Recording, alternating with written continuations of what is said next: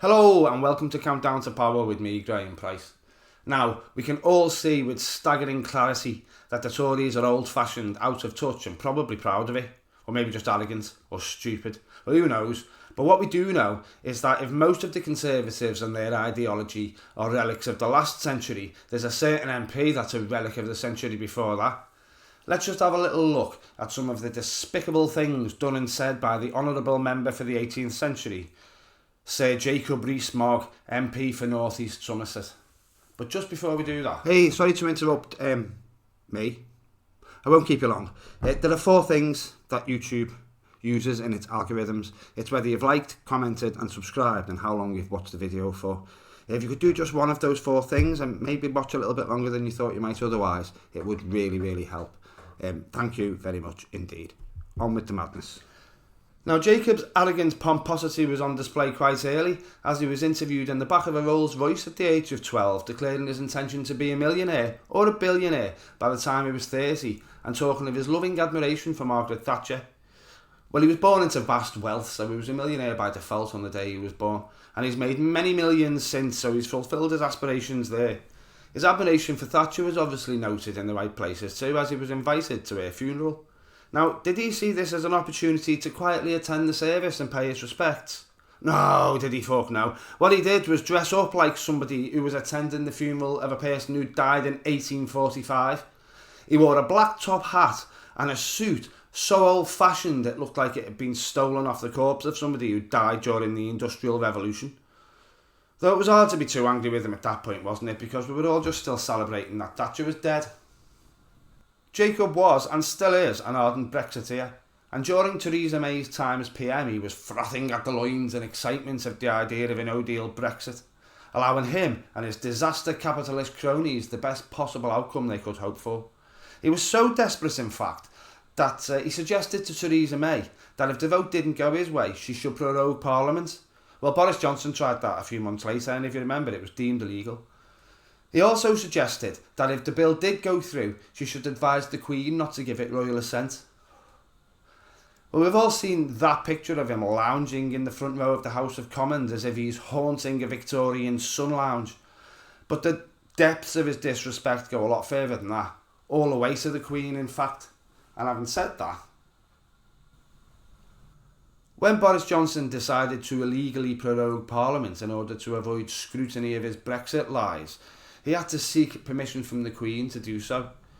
Jacob stepped up to the plate and gleefully travelled to the palace to seek royal approval for Ballbag Johnson's lies, and he's since tried to claim that in doing so he didn't knowingly mislead the Queen.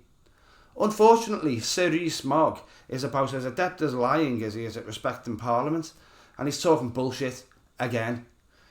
He knew what the stated reasons for asking for Parliament to be prorogued were before he went there. He had seen the documents. He knew that the reasons he and Johnson wanted Parliament to be prorogued were not the same reasons that were stated in that document. So, he lied to the Queen. And if he tries to say that he didn't lie to the Queen, he's lying because he's a liar. What a shocker. The rise in food banks in this country is a shocking indication of a complete failure of government, in my opinion. If food banks even exist, then it proves one thing, that people don't have enough money to buy basic essential food. It demonstrates a government that is aware that they aren't giving unemployed people, disabled people and people on a low income enough to feed themselves and their children. The answer to this shouldn't be charity. Where charity is feeding over 1 million people a year, the government has failed abysmally. Jacob doesn't agree though. In fact, he's so sure that people in one of the richest countries in the world deserve to have their dignity assaulted and raise their children in poverty that he's voted against raising benefits paid to actual disabled people or people in desperate need 72 times. However, when challenged about this on LBC radio, Jacob said that he finds the idea of people using food banks to be rather uplifting.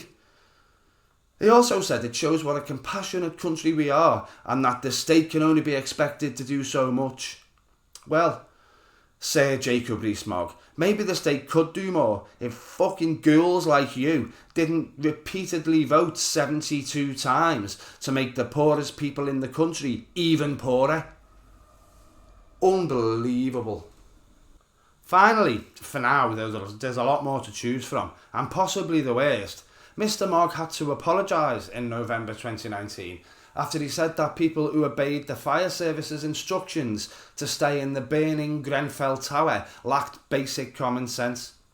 He tried his best to turn his non-apology into a justification of what he'd said, though, rather than an actual apology. He retracted his suggestion that the victims didn't have common sense, but insisted he would have left the building. Well, this non-apology becomes even more offensive when you take into account that the fire service searched the remains of the Grenfell Tower, and some of the bodies they found were of people who had left the rooms and tried to escape. People who had done what Jacob Rees Mogg suggested they didn't have the common sense to do, and still died. So what was the point of this one then? Well, it was mostly just me wanting to tell you a few good reasons why I think Jacob Rees Mogg is a twat who uses his image and his religion to hide the fact that he's an extremist right-wing bigot who is interested in nothing except himself and his own wealth. But thank you so much for watching me have another rant anyway, and please remember to hit the subscribe button if you haven't already. If you look in the description below, you'll find a link to Jacob Rees Mogg's voting record. It makes some interesting reading. And you'll also find links to my Patreon, and you can make a one-time donation to the channel with the Buy Me a Coffee link if you want. I'd love to hear your opinion of Sir Jacob. Did he deserve his peerage? Does he make your skin crawl with his sanctimonious religious tweets? Do you find yourself as disgusted as I am when his pompous fucking face and pretend posh accent are thrown at you continuously on the television? Well, I do read all my comments, and I will reply, so even if you don't agree with me, let me know what you think. Unfortunately, Sir Rees Mogg is in one of the safest seats in the country, so we can't look forward to seeing him booted out at the next general election. We'll have to put up with this sanctimonious fucking face for a while yet. He isn't going anywhere, but he won't have any impact on our countdown to the end of the worst government in UK history. He won't be standing in the way of our countdown to power.